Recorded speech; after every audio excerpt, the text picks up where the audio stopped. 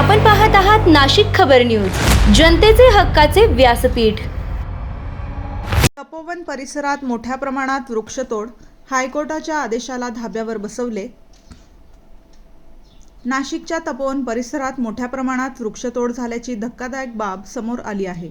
विशेष म्हणजे या वृक्षतोडीबाबत मुंबई उच्च न्यायालयाने स्पष्ट आदेश दिलेले असतानाही ते धुडकावून लावत झाडांची कत्तल करण्यात आल्याचा आरोप स्थानिक नागरिक आणि पर्यावरण प्रेमींनी केला आहे।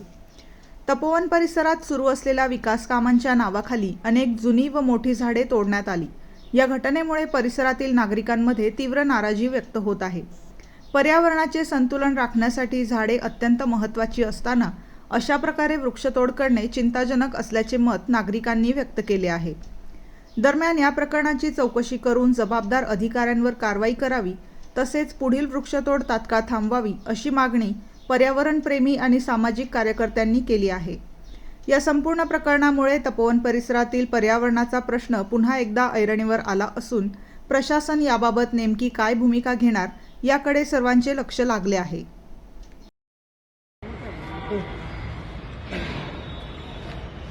जो बुरी तरह से और नासिक में जलियांवाला बाग हत्याकांड चल रहा है, पेड़ों को लेकर करीब 7 से 8 हज़ार पेड़ काटे जा रहे हैं, जिसमें हाई कोर्ट का, माननीय सुप्रीम कोर्ट का भी अपमान हो रहा है।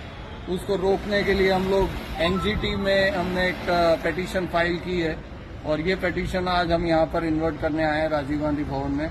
450 पेज की पिटीशन है ये, जिसमें पूरी डिटेल्स लिखी गई है कि एक एक पेड़ कैसे जरूरी है नासिक के लिए, कैसे जरूरी है नासिक के पर्यावरण के लिए, नासिक के लोगों के लिए। ये पेड़ बचाने सिर्फ पेड़ों के लिए नहीं है, ये हमारे खुद के लिए, अपनी आने वाली पीढ़ी के लिए जरूरी है। और इसलिए ये पिटीशन हमने फाइल की है। तलेकर सर ने पूरा इसके ऊपर डिटेल स्टडी करने के बाद, इतनी डिटेल आज तक तो मेरा इतने ख्याल मैंने भी कभी पढ़ा होगा इतना, जितना उन्होंने पढ़कर और पूरी डिटेल के साथ करीब 3 वकीलों ने मिलकर रात दिन काम कर 1 हफ्ते काम किया इसके ऊपर और फिर ये पिटीशन दाखिल की। अभी मानव उत्थान मंच की तरफ से हेमंत जाधव गए हैं। तपोवनचं जे वृक्ष होते, तर तपोवनचे वृक्ष तर वाचलेच पाहिजे, पण कसं झालं, तपोवनामध्ये आम्हाला गुंतवून पूर्ण नाशिक जिल्ह्यामध्ये इतक्या मोठ्या प्रमाणात वृक्षतोड होते। फायकस वृक्षासाठी सुप्रीम कोर्टाची ऑर्डर असताना सुद्धा, म्हणजे 41/2006 हे आमच्याकडे असताना सुद्धा त्याचा कुठलाही विचार करत नाही आहे, NMC करत नाही।